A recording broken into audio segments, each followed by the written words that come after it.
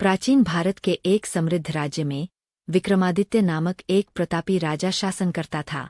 वह न केवल अपने शौर्य और वीरता के लिए प्रसिद्ध था, बल्कि अपनी धर्मपरायणता और न्यायप्रियता के लिए भी जाना जाता था।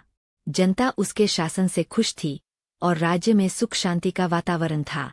लेकिन एक रात विक्रमादित्य को एक अद्भुत स्वप्न आया। स्वप्न में भगवान शिव प्रकट हुए और उन्होंने कहा, हे राजन, तुम्हारे राजमहल में एक अदृश्य श्राप छिपा हुआ है। यह श्राप धीरे धीरे तुम्हारे राज्य को नष्ट कर देगा। इसे रोकने के लिए तुम्हें 3 कठिन परीक्षाओं से गुजरना होगा।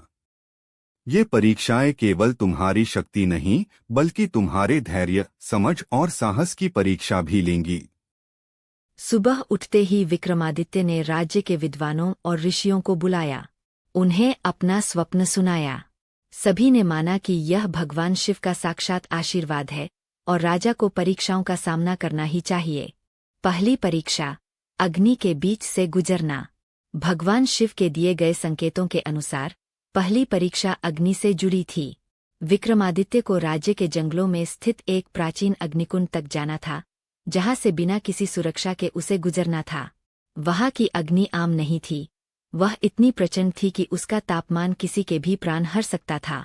विक्रमादित्य ने अपने मंत्रियों और सेनापतियों को कहा, मुझे इस अग्निकुंड से अकेले गुजरना होगा। यह मेरे लिए परीक्षा है, इसमें कोई अन्य मेरी सहायता नहीं कर सकता। जैसे ही राजा अग्निकुंड के पास पहुंचा, प्रचंड लपटें आकाश तक उठने लगीं। लेकिन राजा ने अपनी आंतरिक शक्ति पर भरोसा रखा और अपने विश्वास के साथ कुंड में प्रवेश किया। जैसे ही वह अग्नि के बीच से गुजरने लगा, उसे लगा कि लपटें उसे छू तो रही है, लेकिन जला नहीं रही है। यह विक्रमादित्य के धैर्य और साहस की परीक्षा थी, जिसमें उसने विजय प्राप्त की। दूसरी परीक्षा, नदी की गहराई से मणि निकालना। दूसरी परीक्षा के लिए विक्रमादित्य को एक गहरे और विशाल नदी के पास बुलाया गया। उसे बताया गया कि नदी की गहराई में एक विशेष मणि छुपी हुई है, जिसे निकालने का कार्य केवल वही कर सकता है जिसने अपनी आंतरिक शक्तियों पर पूरा नियंत्रण पा लिया हो। विक्रमादित्य ने नदी में प्रवेश किया। जैसे जैसे वह गहरे पानी में उतरता गया, उसे पानी में कुछ अजीब सा महसूस हुआ। ऐसा लग रहा था जैसे कोई अदृश्य ताकत उसे वापस खींच रही हो। उसका शरीर भारी हो रहा था और उसका दिल तेजी से धड़कने लगा। लेकिन राजा ने अपनी सांसों को नियंत्रित किया और मन में महाकाल का ध्यान किया।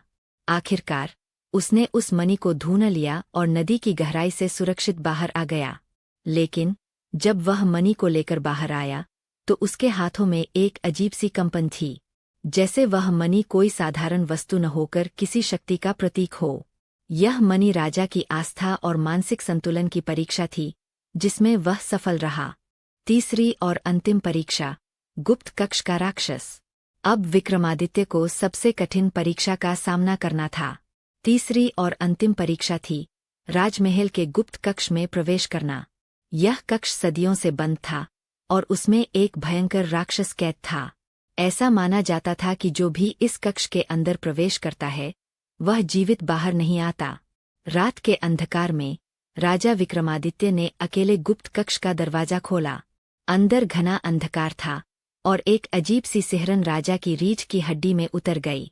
वह आगे बढ़ा, तभी अचानक एक जोरदार गर्जना हुई। सामने से एक विशालकाय राक्षस प्रकट हुआ, जिसकी आंखों में जलती हुई आग थी और शरीर इतना बड़ा कि पूरा कक्ष उससे भर गया था। राक्षस ने अपनी तलवार उठाई और विक्रमादित्य की ओर बढ़ा। यह युद्ध जीवन और मृत्यु का था।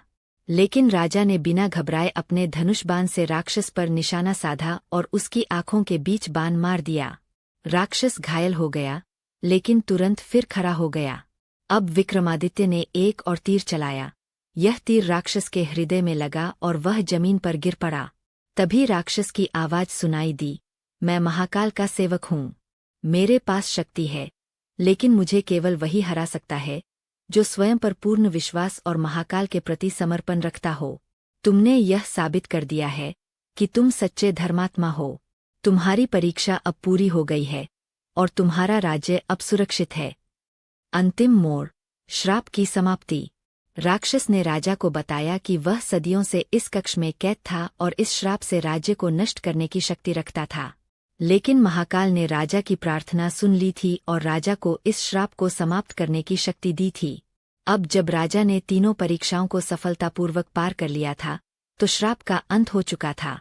विक्रमादित्य ने महाकाल के प्रति अपनी कृतज्ञता प्रकट की और राज्य में वापस लौटकर प्रजा को यह खुशखबरी सुनाई।